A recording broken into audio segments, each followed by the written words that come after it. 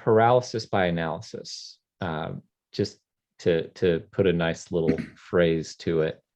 But one thing that commonly happens is people are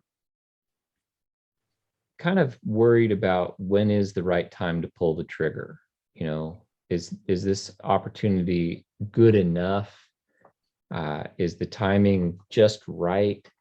You know, or should I wait? And I think that, you know, while you want to be conservative, you also have to be cautious that you're not so conservative and so concerned about that you fail to ever launch, right? So since you're Mr. Wait for the perfect pitch before you swing, I'm going to throw this out to you. Yeah. I was actually just about to say, maybe I should narrate this one and you should answer. Go ahead. Yeah, I'm an interesting guy when it comes to this topic. So I do like the perfect pitch. And coincidentally, when I played baseball in my younger days, I was the leadoff hitter and I did see a lot of pitches and I was always very successful at that. But, you know, the truth of the matter, you know, all kidding aside is personally, yes, I'm a little bit more conservative and I err on the side of caution a little bit more than I should. I learned to accept that a long time ago. That's who I am. But you're absolutely correct. You there's the old adage, you know, you can't make the shot if you don't take it, right? So you've got to take the shot. At some point, you've got to get in the game and you've got to take the shot, or else you're never going to make it. So you know you're not going to have perfection. Yeah, you might not be the ideal situation, but you definitely need to get started. And I want to kind of throw it back to you though, because there's not too many items that we're probably on different sides of the fence on. This one may be one of them. You may be I think you feel a little bit differently than I do. So what are your thoughts on this? And to be clear, you know, where you and I are different is probably like this instead of like this, right? Well, that's not normal. When I was in college, I did a fair bit of study about military history, tactics, strategy, things of that nature. And one of the things that I learned, I think, from being exposed to that kind of thinking is that there are real costs involved by failing to act. A lot of times it's better to get forward momentum, get inertia, and make adjustments on the fly rather than to sit still and put yourself in a situation where you can only be reactive instead of proactive. And so I do admit that one of the bigger differences probably between me and you when it comes to this topic is that I am a lot more eager to pull the trigger than you are on a lot of things. And, you know, I'm not as concerned about finding the absolute perfect opportunity. I think that for me, at least, the process and the journey has as much to do with the success as whatever the final destination is. Part of the reason that I personally feel that way is because I don't think that my goals 5 or 10 years from now are going to be the same as they are right now. And so even though I kind of have an idea of where I want to be headed and the direction that I want to be pointed, I give myself maneuvering room to make adjustments along the way. But I feel like it's important to get started because number one, even if I make mistakes, even if I have issues and obstacles and screw ups along the way, I also have learning opportunities. I'm also improving my skill set along the way because I'm learning, because I'm engaged. Um, I'm also involved with other people, which is a big plus for me. That's important to me. And then I also look at it and think, okay, well, there are so many things that are beyond my control, right? So let me focus on the things that I can control and then make adjustments along the way to those things that I can't control. But the common theme in everything that I just said is the forward progress, the inertia and the momentum. Now, the difference between you and me is you're a lot more likely, going back to the baseball metaphor, you're a lot more likely to hit a home run than I am with my approach. But with my approach, I'm probably going to hit a lot more singles and doubles than you would. And so the way I look at it is my way isn't necessarily better than your way, but my way is more suitable to me, and your way might be more suitable to you. That's the reason I say that this is kind of the difference instead of this, because it's not like we have completely different ideas about what the right thing to do is in the grand scheme of things.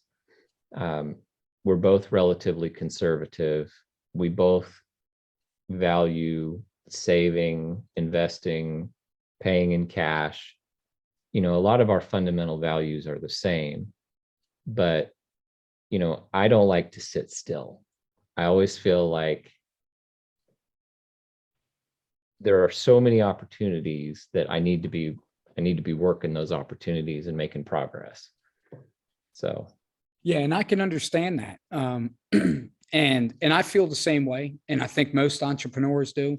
I just you kind of hit it right on the nose. I just won't do as many deals because of my little more being a little more conservative. But there is a fine line there, and I will grant you that.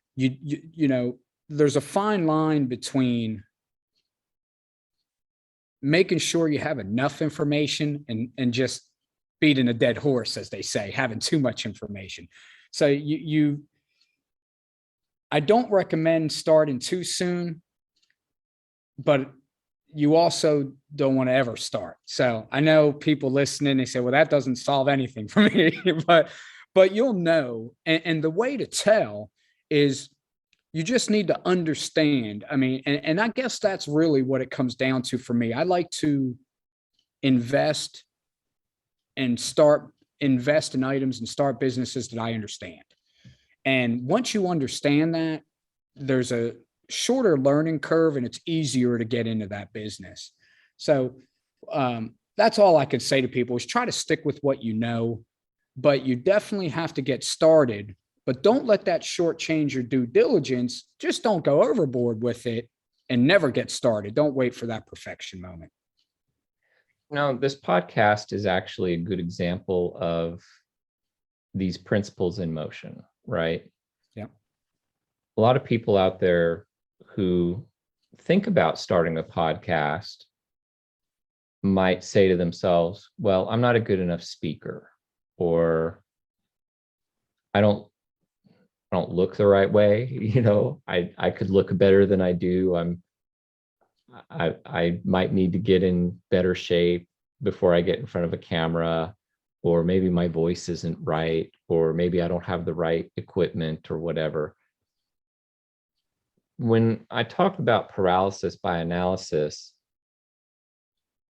I think the underlying theme there is people can talk themselves out of doing what they should do. Yep. If they overthink it. Yep.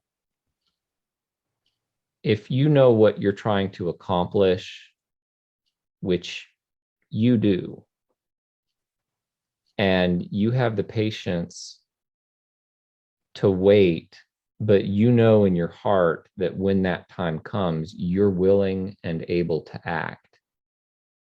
That's kind of a different situation than being in a spot where you feel anxiety about acting and you feel insecurity about your ability.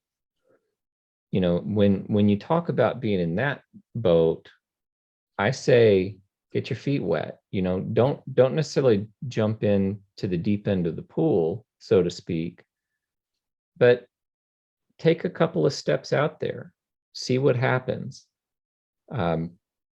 If it's not for you, you'll find out quickly enough.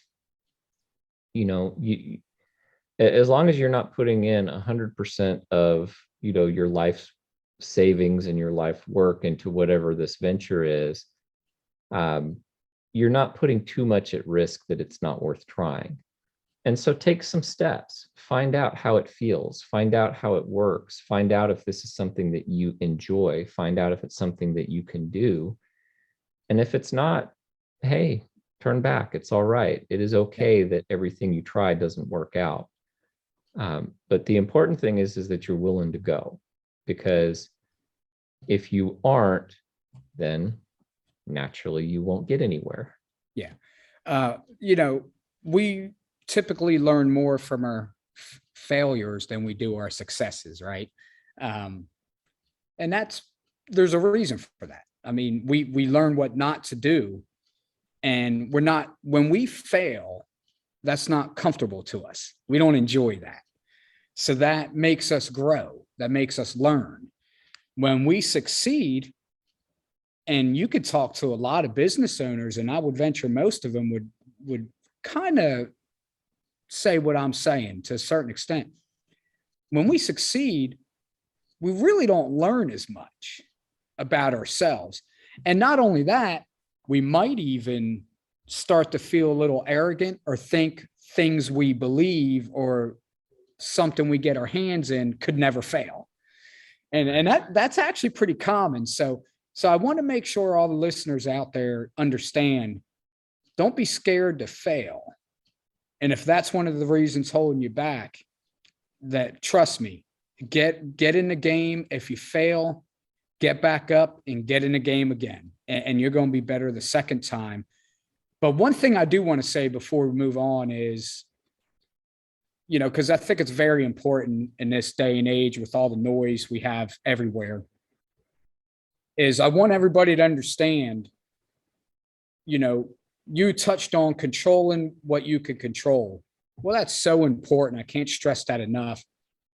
And I want everyone to know that they are good enough. You know, everybody listening and everybody not listening, they are good enough to do what they want to do. You know, it doesn't matter what you look like, what your size is, what your age is, what your color is, what your intelligence level is. You are good enough to do this. You just got to do it. Yeah, I totally agree. And that's very well said. The Purposeful Podcast.